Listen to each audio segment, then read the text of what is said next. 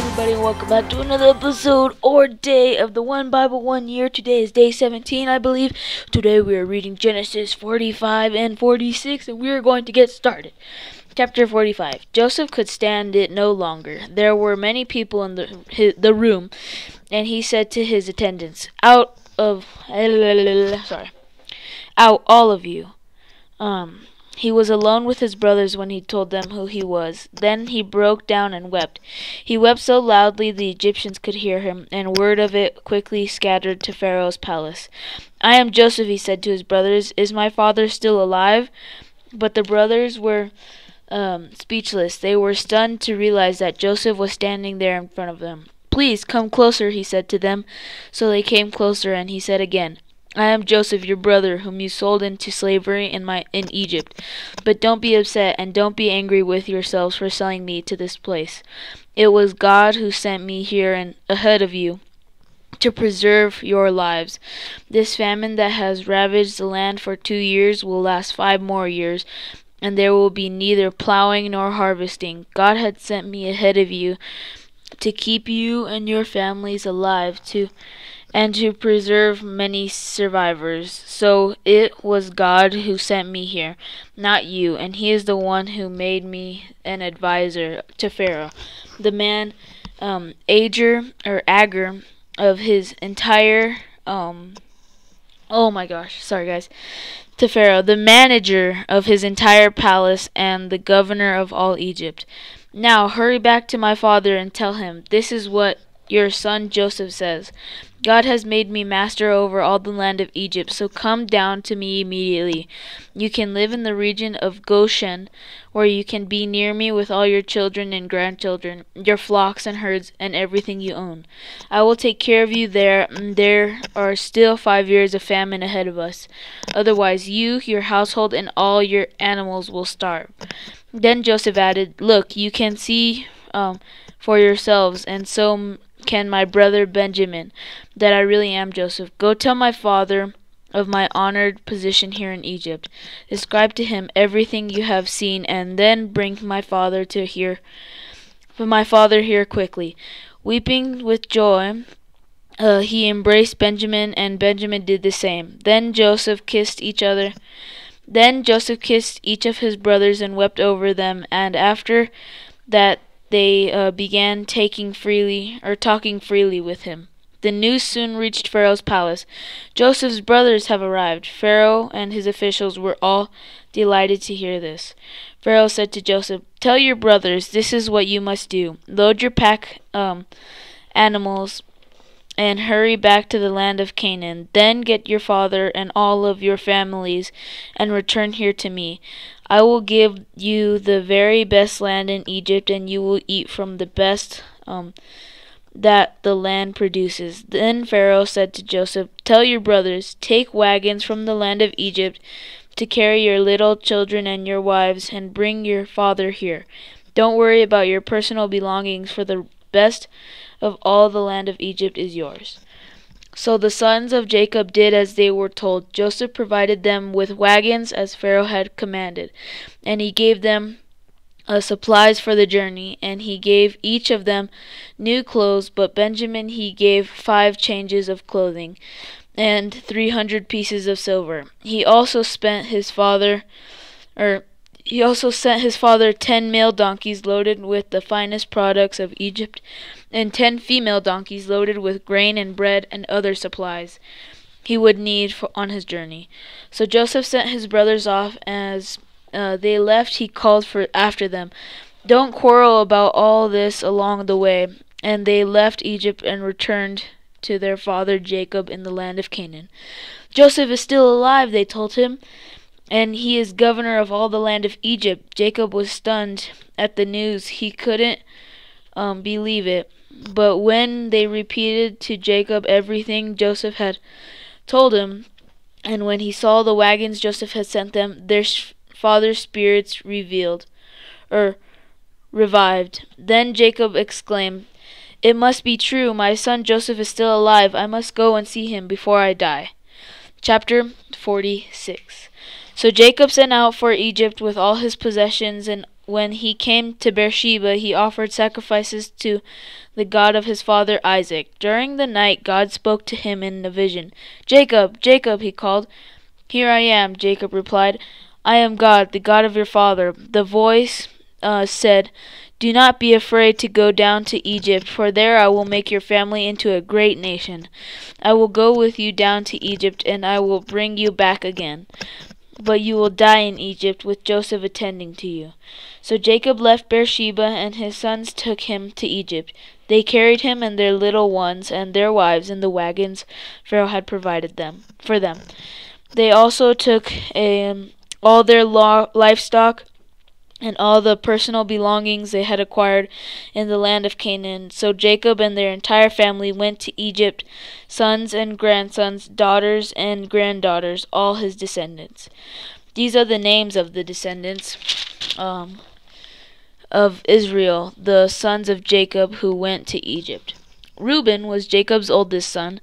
The sons of Reuben were Hanoch, Palu, Hezron, and Carmi.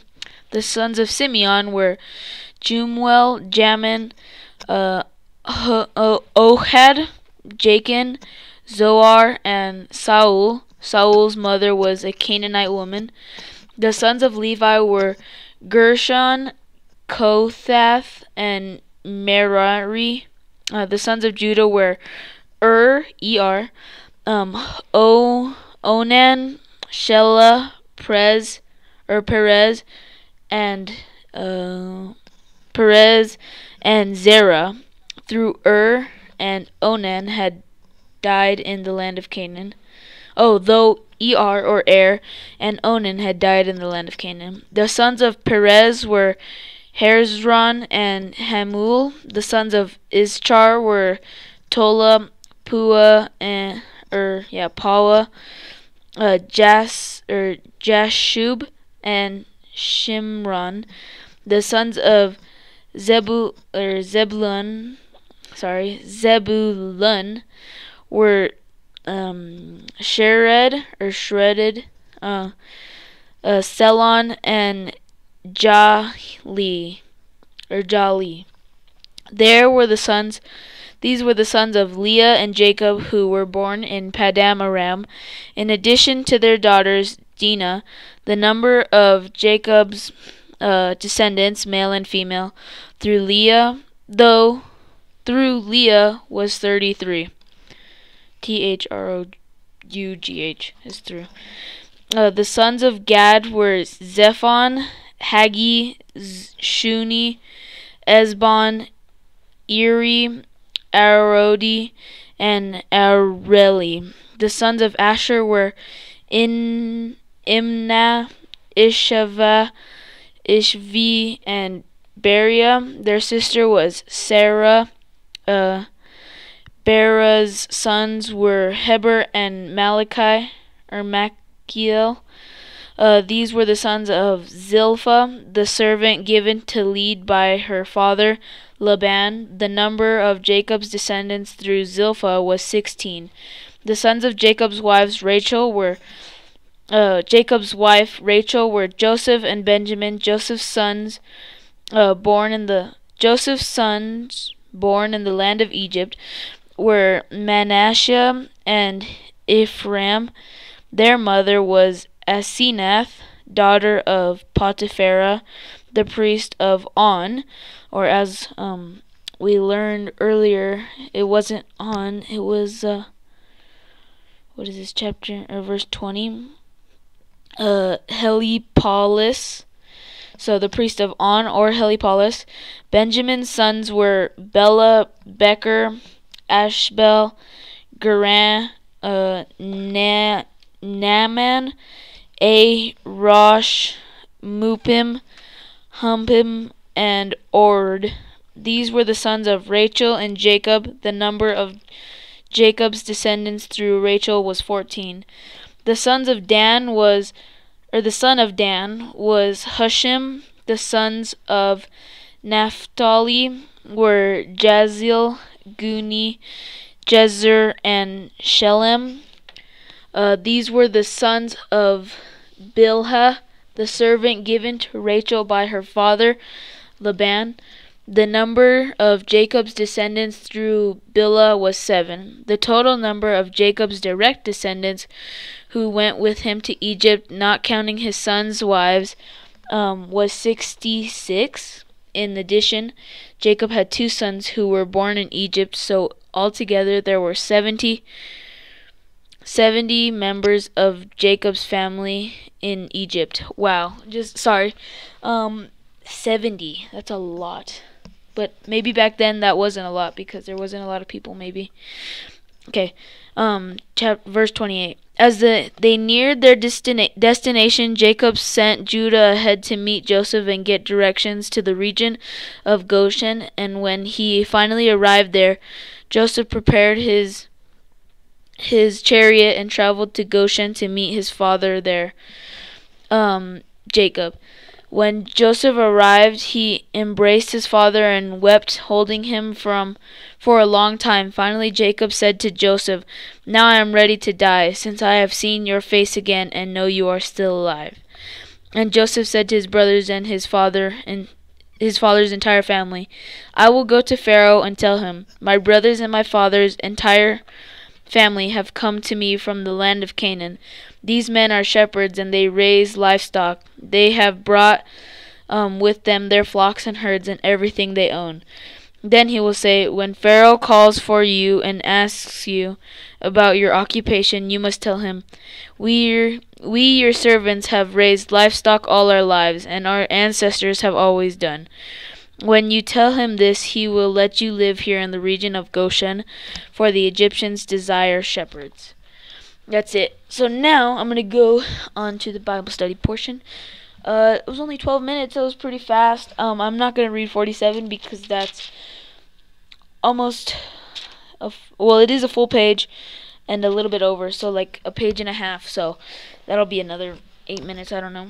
Anyways, so that was when it said that Jacob's descendants through Bilhah was 7, and then through all the other ones was 14. Through Rachel was 14, and descendants through Zilpah was 16, and Leah was 33. That's a lot of kids, and that's probably including grandchildren and children. So that's 70. It says it was 66 on the addition. Joseph had 2 sons who were born in Egypt. Altogether there were 70. What? 66 to 70. I don't get it. But anyways, he had 70 people. And that's pretty big because even with me being a grandchild and, having my dad and my grandpa and my great-grandpa, it's still not 70 people. Probably close to 50, but I don't even know if it's that. Anyways, so that's what kind of shocked me, and what I also wanted to see in chapter 47, verse 33. He's like instructing his family. When Pharaoh calls for you and asks you about your occupation, you must tell him, "We, your servants, have raised livestock all our lives, as our ancestors have done." So this is kind of, again, he's so wise, and Joseph he has that mind trick, like I said last time. This saying that they only know that they're shepherds and things like that, and he knows there's the need. He even says, for Egypt, the Egyptians desire shepherds. So he knows that they need shepherds and they want it, and that's what they are, and they're shepherds. But saying that that's what they are, and that's exactly what their ancestors did, is also a mind trick, I think, because it's kind of showing them we don't know anything else. Like if you say, kind of, I guess in a lack of a better term, you're just like a one-trick pony. I don't know if you get that, but like you can't, or you're not, I guess, knowledgeable enough to do that. And it's, again, a big mind trick, because Pharaoh's probably thinking when he says that, or if he does say that, he's like, "Oh, okay, so you're shepherds, that's good, we need shepherds, but also, since your ancestors have been doing it and you have been doing it, you probably don't know anything else but shepherding. So I don't know, to me it seems like he's playing a mind trick with Pharaoh, but he's also supplying a need that Pharaoh needs, and it also just helps the entire country again, but still helping his family stay alive because Pharaoh's giving him the best of the land. As it says, so once news soon reached Pharaoh's palace, Joseph's brothers had arrived. And then so he says, tell your brothers, this is what I want you to do. Load your pack animals and hurry back to the land of Canaan. Then get your father and all of your families and return here to me. I will give you the very best land in Egypt, and you will eat from the best that the land produces. So, right there, they're in the middle of the biggest famine. And because they're brothers of Joseph, the governor of the entire country, they get to have the best land, the best food, everything. And they have enough land for all their flocks and all their sheep and all 70 of them, really. I don't know how much land that is, but I'm pretty sure it's about 70 people could survive in maybe like 10 acres, not including all the sheep's needs. So that's a lot of land, and it's the best land, and they're getting the best food. So right now, this is when Joseph's whole life is not only being awesome because he's the governor, but he's seeing his family for once in some odd years. Like I said yesterday, it's crazy to see what it does, because he was a slave, a jail. Even when he was in jail, he was favored. I'm gonna flip back pretty far. I think it was when he says he was in jail beyond my power. Joseph replied, God can tell you the means. Let's see. I'm going to try to find this. Judah left home. Leave for identification. Oh, this is a long time. Sorry guys, I'm trying to find this. Okay, so right here. So he says Joseph was taken to Egypt by the traders, and then he gets framed by what's her name? Some lady. And then so he gets framed, and then he goes to jail. And he was furious so Potiphar was furious because he was even like governor or say king of Potiphar stuff, so he just has favor in every single thing. And before long, the warden put Joseph in charge of all the other prisoners and everything that happened in the prison. So right there, he just has prison. He's basically one of the biggest prison guards in the entire place. But he's a prisoner himself. That's what's so awesome. And with this is just how it's going to go. And we're going to keep going. That's it for today, guys. Hope you enjoyed. Like, comment, subscribe. And I'll see you all tomorrow. Bye. Seek you.